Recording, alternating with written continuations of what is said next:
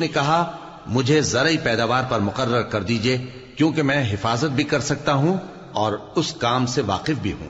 اس طرح ہم نے یوسف کو ملک مصر میں جگہ دی اور وہ اس ملک میں جہاں چاہتے تھے رہتے تھے۔ ہم اپنی رحمت جس پر چاہتے ہیں کرتے ہیں اور نیکوکاروں کے اجر کو ضائع نہیں کرتے، اور جو لوگ ایمان لائے اور ڈرتے رہے ان کے لیے آخرت کا اجر بہت بہتر ہے۔ اور یوسف کے بھائی کنعان سے مصر میں غلہ خریدنے کے لیے آئے تو یوسف کے پاس گئے، تو یوسف نے ان کو پہچان لیا اور وہ ان کو نہ پہچان سکے۔ اور جب یوسف نے ان کے لیے ان کا سامان تیار کر دیا تو کہا کہ پھر آنا تو جو باپ کی طرف سے تمہارا ایک اور بھائی ہے اسے بھی میرے پاس لیتے آنا۔ کیا تم نہیں دیکھتے کہ میں ناب بھی پوری پوری دیتا ہوں اور مہمانداری بھی خوب کرتا ہوں؟ اب اگر تم اسے میرے پاس نہ لاؤ گے تو نہ تمہیں میرے ہاں سے غلہ ملے گا اور نہ تم میرے پاس ہی آ سکو گے۔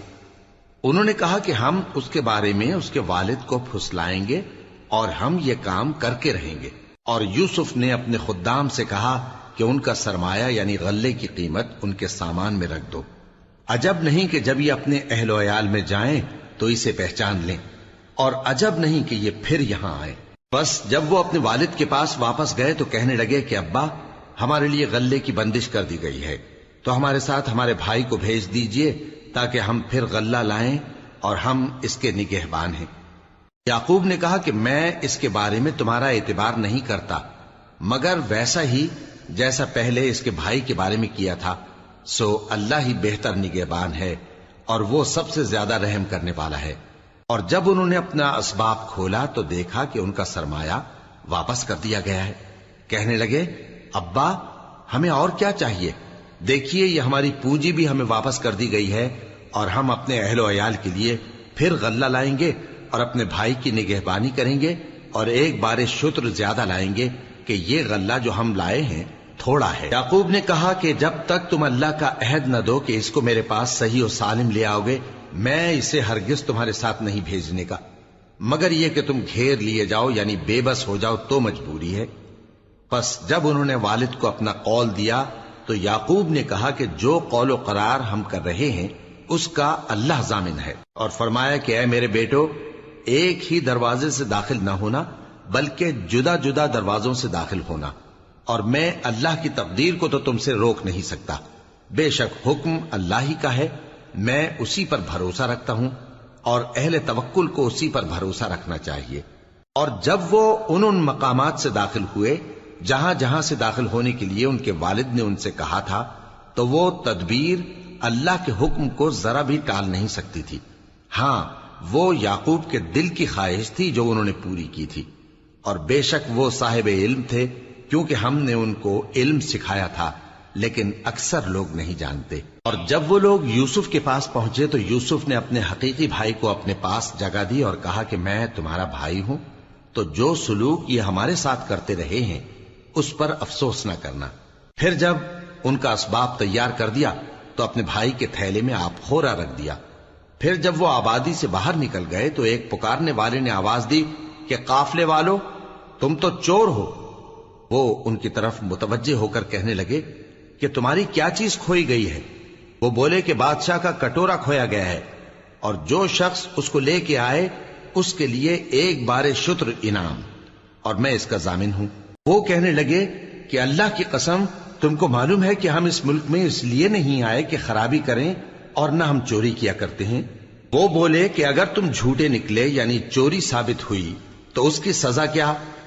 انہوں نے کہا کہ اس کی سزا یہ کہ جس کے تھیلے میں وہ دستیاب ہو وہی اس کا بدل قرار دیا جائے، ہم ظالموں کو یہی سزا دیا کرتی ہیں۔ پھر یوسف نے اپنے بھائی کے تھیلے سے پہلے ان کے تھیلوں کو دیکھنا شروع کیا، پھر اپنے بھائی کے تھیلے میں سے اس کو نکال لیا۔ اس طرح ہم نے یوسف کے لیے تدبیر کی، ورنہ بادشاہ کے قانون کے مطابق وہ اپنے بھائی کو لے نہیں سکتے تھے، مگر یہ کہ اللہ چاہے، ہم جس کے چاہتے ہیں درجے بلند کرتے ہیں، اور ہر علم والے سے بڑھ کر ایک بڑا علم والا ہے۔ برادران یوسف نے کہا کہ اگر اس نے چوری کی ہو تو کچھ عجب نہیں کہ اس کے ایک بھائی نے بھی پہلے چوری کی تھی، مگر یوسف نے اس بات کو اپنے دل میں مخفی رکھا اور ان پر ظاہر نہ ہونے دیا، یعنی زیر لب کہا کہ تم بڑے برے ہو، اور جو تم بیان کرتے ہو اللہ اسے خوب جانتا ہے۔ وہ کہنے لگے کہ اے عزیز، اس کے والد بہت بوڑھے ہیں اور اس سے بہت محبت رکھتے ہیں، تو اس کو چھوڑ دیجئے اور اس کی جگہ ہم میں سے کسی کو رکھ لیجئے، ہم دیکھتے ہیں کہ آپ احسان کرنے والے ہیں۔ یوسف نے کہا کہ اللہ پناہ میں رکھے کہ جس شخص کے پاس ہم نے اپنی چیز پائی ہے اس کے سوا کسی اور کو پکڑ لیں، ایسا کریں تو ہم بڑے بے انصاف ہیں۔ آخر جب وہ اس سے نا امید ہو گئے تو الگ ہو کر صلاح کرنے لگے۔ سب سے بڑے نے کہا، کیا تم نہیں جانتے کہ تمہارے والد نے تم سے اللہ کا عہد لیا ہے اور اس سے پہلے بھی تم یوسف کے بارے میں قصور کر چکے ہو؟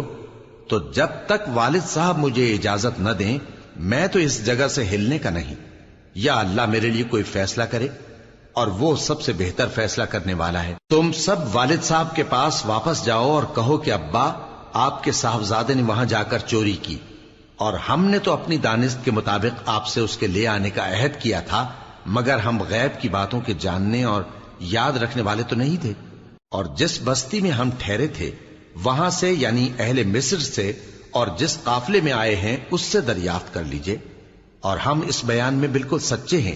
جب انہوں نے یہ بات یعقوب سے آ کر کہی تو انہوں نے کہا کہ حقیقت یوں نہیں ہے، بلکہ یہ بات تم نے اپنے دل سے بنا لی ہے، تو صبر ہی بہتر ہے۔ عجب نہیں کہ اللہ ان سب کو میرے پاس لے آئے، بے شک وہ علم والا ہے، حکمت والا ہے۔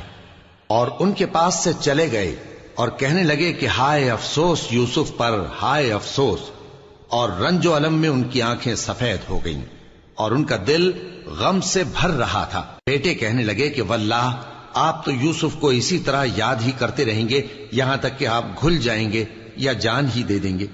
انہوں نے کہا کہ میں تو اپنے غم و اندوہ کا اظہار اللہ سے کرتا ہوں اور اللہ کی طرف سے وہ باتیں جانتا ہوں جو تم نہیں جانتے۔ اے بیٹو، یوں کرو کہ ایک دفعہ پھر جاؤ اور یوسف اور اس کے بھائی کو تلاش کرو، اور اللہ کی رحمت سے نا امید نہ ہونا کہ اللہ کی رحمت سے تو کافر لوگ ہی نا امید ہوا کرتے ہیں۔ پھر جب وہ یوسف کے پاس گئے تو کہنے لگے کہ اے عزیز، ہمیں اور ہمارے اہل و عیال کو بڑی تکلیف ہو رہی ہے اور ہم یہ تھوڑا سا سرمایہ لائے ہیں، آپ ہمیں اس کے عوض پورا غلہ دے دیجئے اور ہم پر خیرات کیجئے کہ اللہ خیرات کرنے والوں کو ثواب دیتا ہے۔ یوسف نے کہا، تمہیں معلوم ہے کہ جب تم نادانی میں پھنسے ہوئے تھے تو تم نے یوسف اور اس کے بھائی کے ساتھ کیا کیا تھا؟ وہ بولے، کیا واقعی تم ہی یوسف ہو؟ انہوں نے کہا، ہاں میں یوسف ہوں، اور بن یامین کی طرف اشارہ کر کے کہنے لگے، یہ میرا بھائی ہے، اللہ نے ہم پر بڑا احسان کیا ہے۔ جو شخص اللہ سے ڈرتا اور صبر کرتا ہے تو اللہ نیکوکاروں کا اجر ضائع نہیں کرتا۔ وہ بولے، اللہ کی قسم، اللہ نے تم کو ہم پر فضیلت بخشی ہے اور بے شک ہم خطا کار تھے۔ یوسف نے کہا کہ آج کے دن تم پر کوئی ملامت نہیں، اللہ تم کو معاف کرے اور وہ سب سے بڑھ کر رحم کرنے والا ہے۔ یہ میرا کرتا لے جاؤ، پھر اسے والد صاحب کے منہ پر ڈال دینا تو وہ بینا ہو جائیں گے، اور اپنے تمام اہل و عیال کو میرے پاس لے آؤ۔ اور جب قافلہ مصر سے روانہ ہوا تو ان کے والد کہنے لگے کہ اگر مجھ کو یہ نہ کہو کہ بوڑھا بہک گیا ہے تو مجھے تو یوسف کی بو آ رہی ہے۔ وہ بولے کہ واللہ آپ اسی قدیم غلطی میں مبتلا ہیں۔ مگر جب خوشخبری دینے والا آ پہنچا تو اس نے کرتا ان کے منہ پر ڈال دیا، سو وہ بینا ہو گئے اور بیٹوں سے کہنے لگے، کیا میں نے تم سے نہیں کہا تھا کہ میں اللہ کی طرف سے وہ باتیں جانتا ہوں جو تم نہیں جانتے؟ بیٹوں نے کہا کہ ابا، ہمارے لیے ہمارے گناہ کی مغفرت مانگیے، بے شک ہم خطا کار تھے۔ فرمایا، میں اپنے پروردگار سے تمہارے لیے بخشش مانگوں گا، بے شک وہ بخشنے والا ہے، مہربان ہے۔ پھر جب یہ سب لوگ یوسف کے پاس پہنچے تو انہوں نے اپنے والدین کو اپنے پاس جگہ دی اور کہا، مصر میں داخل ہو جائیے، اللہ نے چاہا تو امن و امان سے رہیے گا۔ اور اپنے والدین کو تخت پر بٹھایا اور سب ان کے آگے سجدے میں گر پڑے۔ اور اس وقت یوسف نے کہا، ابا جان، یہ میرے اس خواب کی تعبیر ہے جو میں نے پہلے بچپن میں دیکھا تھا۔ میرے پروردگار نے اسے سچ کر دیا اور اس نے مجھ پر بہت سے احسان کیے ہیں کہ مجھ کو قید خانے سے نکالا، اور اس کے بعد کہ شیطان نے مجھ میں اور میرے بھائیوں میں فساد ڈال دیا تھا، آپ کو گاؤں سے یہاں لایا۔ بے شک میرا پروردگار جو چاہتا ہے تدبیر سے کرتا ہے، وہ علم والا ہے، حکمت والا ہے۔ جب یہ سب باتیں ہو لیں تو یوسف نے اللہ سے دعا کی کہ اے میرے پروردگار، تو نے مجھ کو حکومت سے نوازا اور خوابوں کی تعبیر کا علم بخشا۔ اے آسمانوں اور زمین کے پیدا کرنے والے، تو ہی دنیا اور آخرت میں میرا کارساز ہے۔ تو مجھے دنیا سے اپنی اطاعت کی حالت میں اٹھائیو اور آخرت میں اپنے نیک بندوں میں داخل کیجو۔ اے پیغمبر، یہ اخبار غیب میں سے ہیں جو ہم تمہاری طرف بھیجتے ہیں۔ اور جب برادران یوسف نے اپنی بات پر اتفاق کیا تھا اور وہ فریب کر رہے تھے تو تم ان کے پاس تو نہ تھے، اور بہت سے آدمی گو تم کتنی خواہش کرو ایمان لانے والے نہیں ہیں، اور تم ان سے اس خیر خواہی کا کچھ صلہ بھی تو نہیں مانگتے۔ یہ قرآن اور کچھ نہیں تمام جہانوں کے لیے نصیحت ہے، اور آسمان و زمین میں بہت سی نشانیاں ہیں جن پر سے یہ گزرتے ہیں اور ان کو نظر انداز کر دیتے ہیں، اور یہ اکثر اللہ پر ایمان نہیں رکھتے مگر اس کے ساتھ شرک بھی کرتے ہیں۔ تو کیا یہ اس بات سے بے خوف ہیں کہ ان پر اللہ کا عذاب نازل ہو کر ان کو ڈھانپ لے، یا ان پر ناگہاں قیامت آ جائے اور انہیں خبر بھی نہ ہو؟ کہہ دو میرا رستہ تو یہ ہے، میں اللہ کی طرف بلاتا ہوں سمجھ بوجھ کر، میں بھی لوگوں کو اللہ کی طرف بلاتا ہوں اور میرے پیراؤ بھی، اور اللہ پاک ہے اور میں شرک کرنے والوں میں سے نہیں ہوں۔ اور ہم نے تم سے پہلے بستیوں کے رہنے والوں میں سے مرد ہی بھیجے تھے جن کی طرف ہم وہی بھیجتے تھے۔ کیا ان لوگوں نے ملک میں سیر و سیاحت نہیں کی کہ دیکھ لیتے کہ جو لوگ ان سے پہلے تھے ان کا انجام کیا ہوا؟ اور متقیوں کے لیے آخرت کا گھر بہت اچھا ہے، کیا تم سمجھتے نہیں؟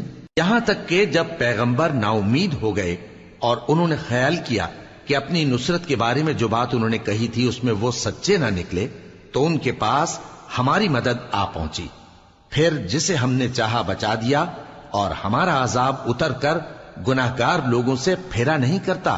ان کے قصے میں عقل مندوں کے لیے عبرت ہے۔